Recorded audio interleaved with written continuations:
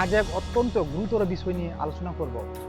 America এবং ইরানের মধ্যে উত্তেজনা এখন যে পর্যায়ে পৌঁছেছে তাতে মনে হচ্ছে বিশ্ব আরও একটি বড় যুদ্ধের দোরগোড়ায় দাঁড়িয়ে। এই প্রথমবার আমরা দেখছি যে আমেরিকার সরাসরি হুমকির মুখে ইরান একা নেই। চীন এবং রাশিয়ার যুদ্ধজাহাজগুলো সরাসরি আরব সাগরে প্রবেশ করছে ইরানের পাশে দাঁড়াতে। আজ আমরা বিস্তারিত বিশ্লেষণ করব কেন ট্রাম্প এখন প্রচণ্ড চাপে আছেন এবং ইরানের সুপ্রিম লিডার আলী খামেনি কি বার্তা দিচ্ছেন।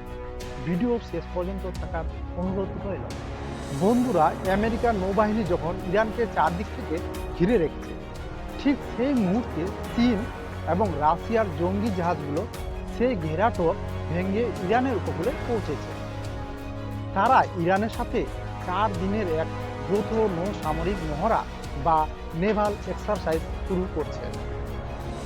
এটা আমেরিকার জন্য একটা বড় সেটব্যাক।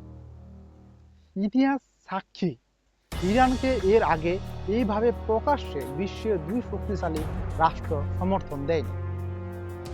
ডোনাল্ড ট্রাম্পের জন্য এটি একটি সরাসরি চ্যালেঞ্জ। ট্রাম্প তার সেনাবাহিনীর মনোবল বাড়াতে ইরানের জন্য একটি সময়সীমা বা ডেডলাইন নির্ধারণ করে দিয়েছেন। তার দাবি, এই সময়ের মধ্যে ইরান যদি নতুন নিউক্লিয়ার ডিল বা পরমাণু চুক্তিতে সই না করে তবে আমেরিকা সরাসরি হামলা চালাবে। যে কোনো যুদ্ধের আগে একটা মনস্তাত্ত্বিক যুদ্ধ চলে, আর ট্রাম্প এখন সেই পথেই হাঁটছেন। তিনি ইরানকে একঘরে করতে চাইছেন, কিন্তু সমীকরণ এখন অন্য কথা বলছে। এদিকে আমেরিকার সিআইএ এবং ইসরায়েলের মোসাদ প্রচার করছিল যে ইরানের সুপ্রিম লিডার আলী খামেনি ভয়ে বাংকারে লুকিয়ে আছে। কিন্তু এর পাল্টা জবাব হিসাবে ইরান সরকার খামেনি নতুন ভিডিও প্রকাশ করেছে। সেখানে দেখা যাচ্ছে তিনি তেহরানের রাজপথে এবং খামেনির মাজারে গিয়ে সাধারণ মানুষের সাথে নামাজ পড়ছেন। তিনি বার্তা দিচ্ছেন যে তিনি বাংকারে নেই, বরঞ্চ তিনি রণকৌশল ঠিক করতে সরাসরি ময়দানে আছেন। ইরানের পক্ষ থেকে জানানো হয়েছে তারা যুদ্ধের জন্য 100% নয়, বরঞ্চ 200% তৈরি। সামরিক শক্তির দিকে নজর দিলে দেখা যায় ইরান সীমান্তে প্রায় 3000 হাইপারসোনিক মিসাইল মোতায়েন করে রেখেছে।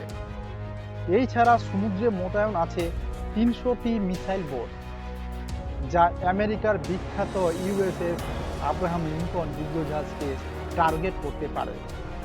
অন্যদিকে আমেরিকাও পিছিয়ে নেয়। তারা পর্তুগাল, স্পেন এবং জার্মানির বিভিন্ন এয়ারবেসে তাদের সবথেকে শক্তিশালী F-35 ফাইটার জেট এবং সামরিক সরঞ্জাম মজুত করেছে। বর্তমানে প্রায় 500-র বেশি আমেরিকান ফাইটার জেট ইরানকে ঘিরে মোতায়েন করা আছে। আমেরিকা এখন মিডল ইস্টের ঘাঁটির বদলে ইউরোপের ঘাঁটিগুলোকে বেশি ব্যবহার করছে কৌশলী কারণে।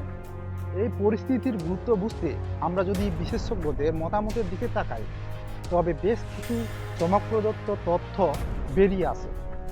বিশেষজ্ঞদের মতে ট্রাম্প এখন এক কোটি Catch-22 বা উভয় সংকটে আছে। নাম্বার 1, যদি চীন ও রাশিয়ার জাহাজের উপস্থিতিতে আমেরিকা হামলা চালায় তবে তা বিশ্বযুদ্ধে রূপ নিতে পারে। নাম্বার 2, আর যদি এই জাহাজের ভয়ে ট্রাম্প হামলা না করে তবে বিশ্বজুড়ে তার ভাবমূর্তি ক্ষুণ্ণ হবে এবং তাকে দুর্বল মনে করা হবে। মাঝে খবর উঠেছিল যে সৌদি আরব আমেরিকাকে ইরানের উপর হামলার জন্য সবুজ সংকেত দিয়েছে, কিন্তু বিশ্লেষকদের মতে এটি পুরোপুরি ইসরায়েলি প্রোপাগান্ডা। সৌদি আরবের ক্রাউন প্রিন্স মোহাম্মদ বিন সালমান আগেই স্পষ্ট করে দিয়েছিলেন যে সৌদি আরবের মাটি আমেরিকার কোনো সামরিক অভিযানের জন্য ব্যবহার করতে দেওয়া হবে না।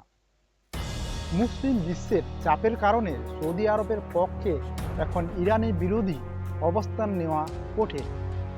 তাহলে এখন কি হতে চলেছে? পেন্টাগনের সৈন্যরা কিন্তু সরাসরি স্থল যুদ্ধের ব্যাপারে বেশ চিন্তিত। তারা জানেন যুদ্ধ শুরু হলে আমেরিকান সেনাদের কঠিন দেশে ফিরবে, যা ট্রাম্পের রাজনীতির জন্য হিতে বিপরীত হতে পারে। আজ ও কালকের নৌমহড়া শেষ হওয়ার পর ট্রাম্প কী পদক্ষেপ নেন সেটাই এখন দেখার বিষয়। তবে এটা স্পষ্ট যে ইরান এখন আর একা নেই। বন্ধুরা, আপনাদের কি মনে হয়, আমেরিকা কি পারবে ইরানকে দমাতে, নাকি চীন রাশিয়ার হস্তক্ষেপে যুদ্ধ থমকে যাবে? কমেন্টে অবশ্যই জানান। আজকের ভিডিওটি এই পর্যন্ত। ভালো।